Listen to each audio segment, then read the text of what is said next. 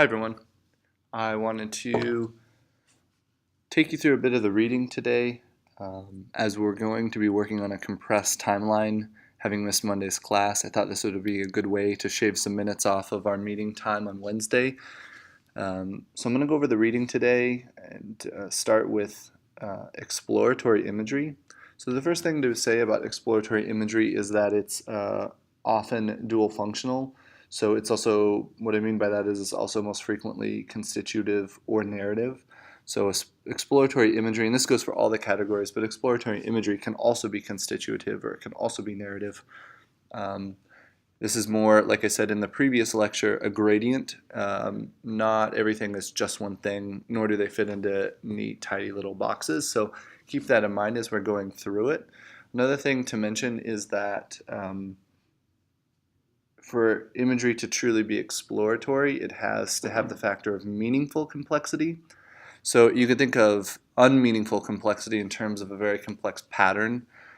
That's not what we're talking about. What we're talking about is a density of information that kind of is bigger than the topic itself, so to speak. So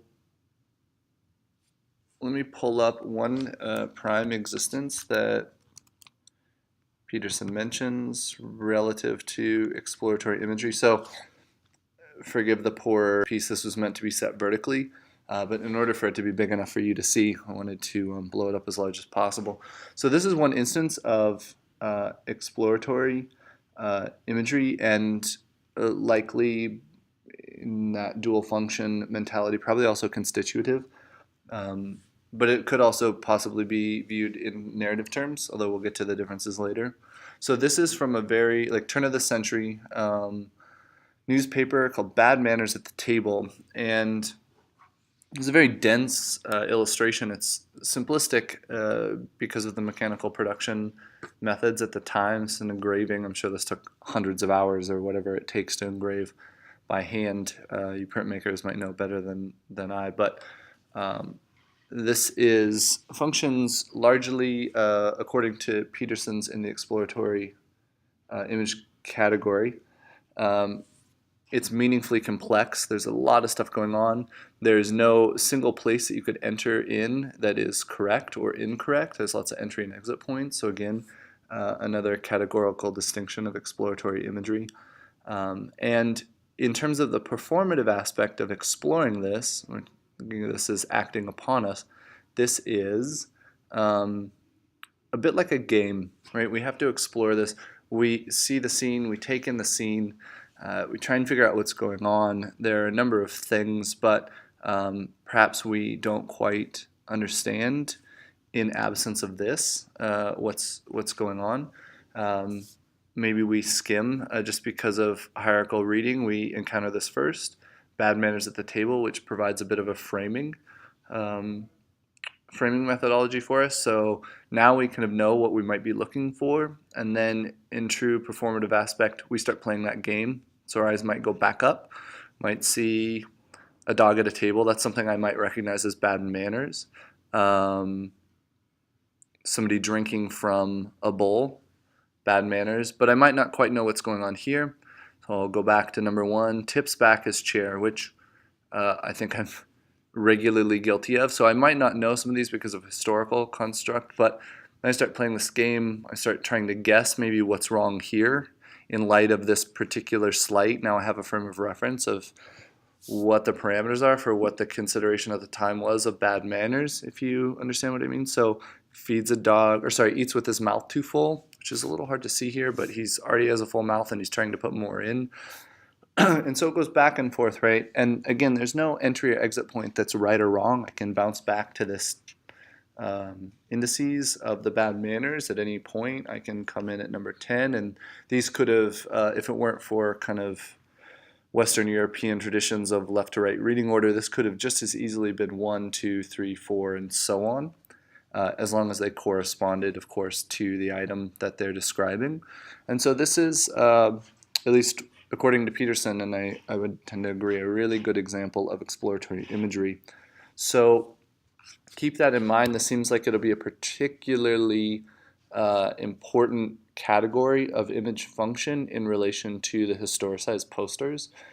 because there will be certain things that you'll need to label, but labeling based on proximity isn't always going to be possible, so this kind of indices trick where you're labeling parts of an image and then clarifying for the reader will go a long way. Let's pull up the next one. We'll go through constitutive. So as he notes, there's a great specificity to human language, but constitutive imagery describes something in great detail in a manner that cannot be matched linguistically.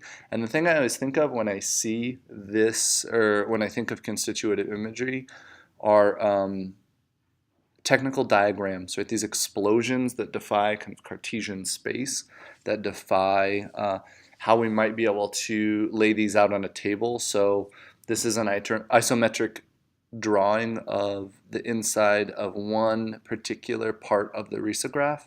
So another thing that this is doing, especially if you have familiarity with the risograph, is that it's omitting key parts that would otherwise obstruct view. So you get into a space where there's multiple views resolving into one conceptualization or entity to read right from the reading. So it's similar to pictures, but this is not a picture, right? This is not the same as if I were to lay these all out on a table with the physical elements. Because of these lines, for instance, these guiding lines, you can see what attaches to where, even though there's great disparity between where this is placed and say some of these screws are placed, you understand this explosion diagram. You understand that these all come together to create a much more tightly wound unit. And so you have a mental image that's different than the image you're presenting the reader with. And again, this falls into maybe an exploratory category as well, just to reinforce the idea that nothing is just one thing. So the next we'll talk about is narrative imagery. And narrative, as we talked about in class, suggests the passage of time, and that the reader is going to construct an episode from what is otherwise an inert surface. And within that, there are lots of different types. There's frame sequential, graphic repetition, natural repetition, Intra Figural, which is particularly strange, and then evidentiary. We're not going to go through frame sequential, but I'll just say comic strips. What you think of as comic strips are almost always frame sequential narrative imagery, right? They have frames, things happen inside the frames and outside the frames, but the reader performs and the image performs on the reader to create a whole narrative in the reader's mind. So graphic repetition, let's pull this up. You all should kind of immediately understand this.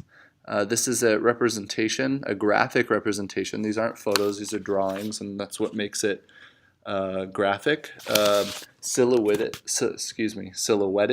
typically, in a decontextualized space, right? So this is not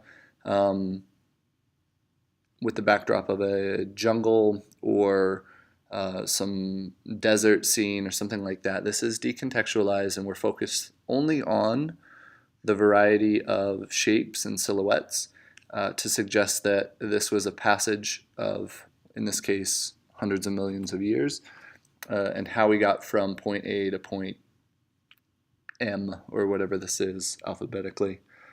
So this is a good instance of graphic repetition narrative, and another good strategy for your historicized posters when you're dealing with complex levels of time. Where this would be a really good fit is for something that doesn't happen on a regular time schedule. So these aren't regular intervals. This might have been 1 million years, and then this might have been 10 million years, and this might have been 500 years. Really what we're worried about are these key check-in points, if that makes sense. You can see the density of time right here relative to this time, relative to this time, this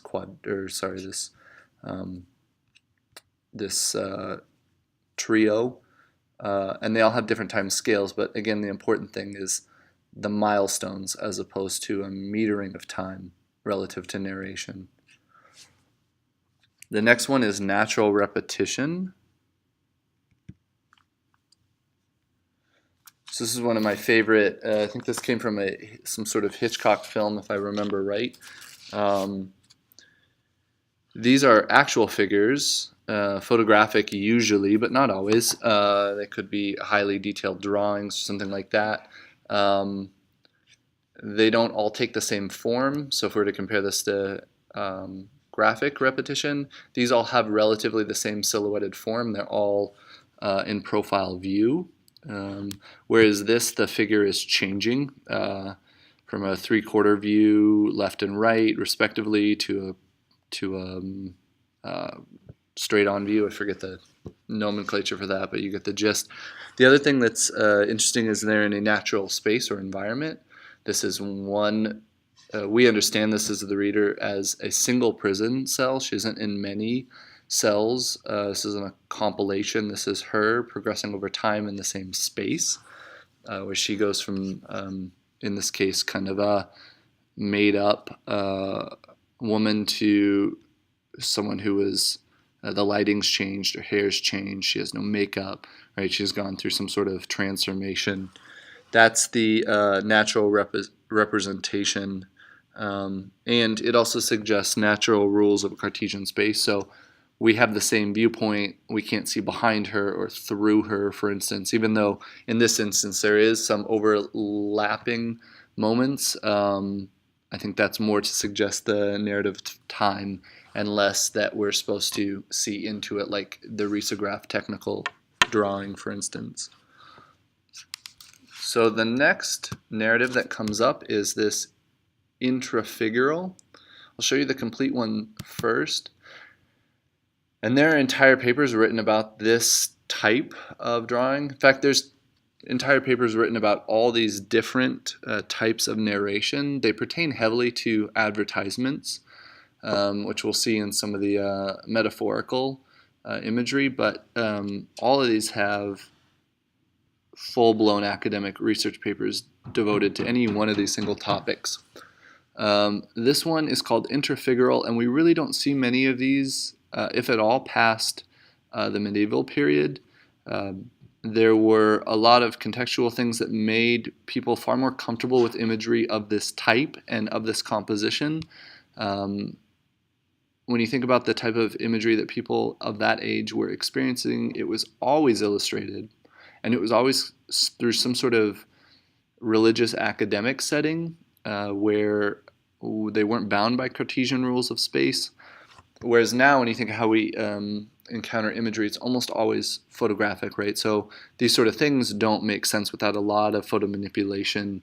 And so these interfigural drawings really exist for a brief moment in time, but they do have some interesting implications for how you might think about imagery being compiled within a small space.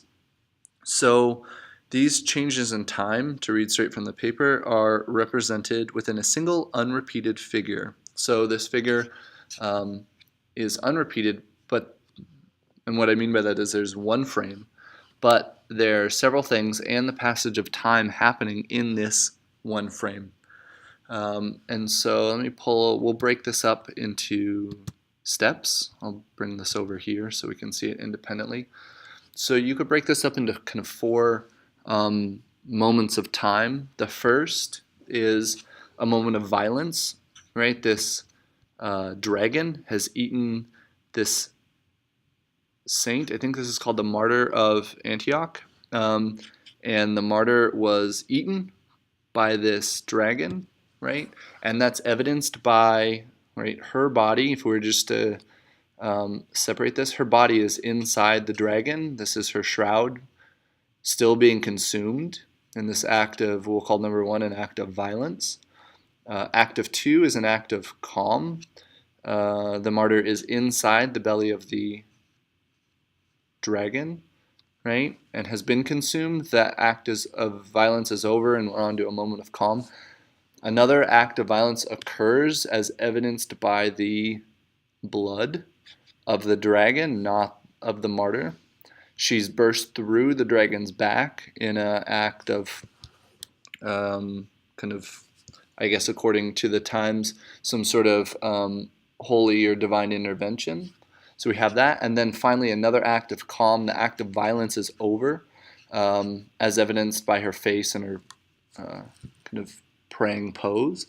And so within this one frame, there's evidence of time and a variety of actions going on. Now again, this is very rare, but it's always interesting to think about how this might be deployed in a more modern setting, maybe through image composition techniques or staging through the photographic process. So you can get a lot of information packed into a single dense frame if you have a willing viewer. We'll move on to evidentiary before we go into... I could just snap a couple pictures? Yeah, absolutely. Go ahead. Sorry. No, you're fine. Taking advantage of quiet time, huh? I am. I don't blame you. It's a rarity. Thank you very much.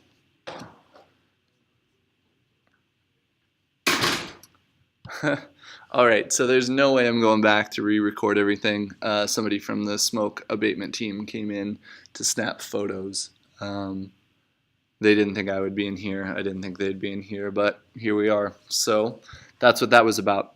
So let's get back into evidentiary. So evidentiary narrative is an interesting one as well. I mean, they're all interesting, but this is where a natural moment in time is depicted, but it includes evidence of past events. You see this in documentaries a lot, especially with composite images. If you watch a lot of A&E or History Channel, those true crime situations where the reader in these evidentiary narratives performs as a detective, speaking of true crime, and you're inferring kind of past events from a present state. So in this one, for instance, this tableau, you can see that somebody, I mean, maybe we surmise that somebody started with the Rubik's Cube, spent several cups of coffee worth of energy, got frustrated, maybe tried to take it apart with a Swiss Army knife, and then eventually gave up and broke it. Right? We can infer all that. There's evidence to suggest all those things. However, where this is different from some other narrative methods is that really we're looking at a single moment in time, right? And while this one isn't going to change a lot since the person left, this is fixed for the most part, if that makes sense, at this state. Right, so let's move on to metaphorical, which is a interesting one. There are a few different versions. In fact, there's, let me see if I can pull it up quickly. In fact, within metaphorical, there's actually a totally separate typology. So this all exists within just the metaphorical imagery category: structural, juxtaposition, fusion, replacement, additional structures such as second order references. This is all to say it is a very robust category, but I'm just going to hit some of the highlights as they may pertain to you as designers and you as designers working on this particular project. So the first one I'll pull up is this illustration, and I'll zoom into the first one. So one thing I wanted to point out with this is that, so this is a metaphorical image about titans of industry and their encroachment on kind of idyllic farm life in the West. And so there's two different ways this could be played. One is with a greater gesture, one is with a lesser gesture. And the reason why I bring this up is because, counter to what you might think, the lesser gesture often has more action and is harder to understand as a metaphor. So this has been broken down into simple elements, but what I want to focus on is this titan of industry bursting through the landscape, and then the relationship between that and the cows. So the reason why this is a lesser gesture is because the cows are being thrown up into the air and they're running from this titan of industry, which is something that you can imagine in real life, IRL if you will, cows would actually do. If this man burst through, there's no reason to think that he would somehow hit the sweet spot where there were no cattle. They would fly into the air. The remaining ones would run. And it seems silly to mention, but this little difference makes it a lesser gesture because it's less definable as a metaphor. If you had maybe a less savvy reader who was unfamiliar with kind of how we viewed the possibility of this, the realism of the cows flying and running would make this harder to discern as a metaphor. The fact that such a violent act is happening up here and the cows seem is a subtle clue to the reader that this is in fact metaphor and not happening. This is just analogous to how we're talking about titans disrupting farm life and kind of interrupting, if that makes sense. If it doesn't, hit me up in Slack and I'll do my best to expand on it. But it's, again, worth noting because, at least within this metaphor, adding more information, which may sound counterintuitive or more action, actually runs counter to your goal, which is for the reader to immediately understand this as a metaphor. So the other one, another major metaphorical kind of subcategory is that of juxtaposition. So I'll show you 3 instances of Saab advertisements. So just to give you a bit of a backstory, Saab, the same Swedish company that made jets, transitioned into cars. I don't know if you're aware of this, but many car manufacturers today started out making planes for World War II. BMW and Mercedes among them, both of which their logos refer to a propeller, if you hadn't considered that before. So most of the things we drive have some basis in aerospace technology or airplane technology. Saab was the first to kind of institutionalize it as a marketing structure. And so their advertisements, their slogan is called "Born from Jets." And their visual rhetorical strategy is juxtaposition, right? We can, even though we see this plane and we see this car and know them as 2 distinct things, the placement close to one another, this visual structure implies that these are similar, right? There are, of course, differences, but with differences, when we're talking about juxtapositions, there's also categorically similarities, and we're meant to infer that there are similarities between this jet and this Saab. So there are a lot of different ways to play this, and Saab has done, I would say, hundreds of these advertisements, and they all play out in subtly different ways, but they're all kind of the same idea. Right, this proximity, there's a heavy motion blur, there's a jet fighter, and a white Saab. The color's the same, right? We're meant to understand that these are one and the same and that we're supposed to compare and contrast. They're both going fast. This one's flying in the air, this one's flying on the ground. For its time, I'm sure this looked very sleek. Now it looks like a brick. But there were a lot of visual similarities that would lead you to believe that all the technology that's present in this is also going to be included in this. Obviously, we can't all fly, but we can all drive a Saab. Now, the previous 2 instances I showed you were very explicit. This is implicit, right? This is a hanger structure.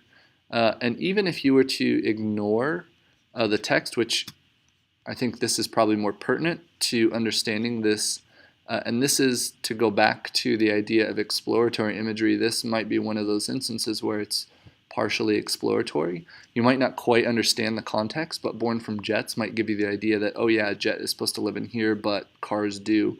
So in this, where it's explicit that the target object is the object that is that we're supposed to be drawing the attributes from is present, it's implied here, right? This is just a hanger.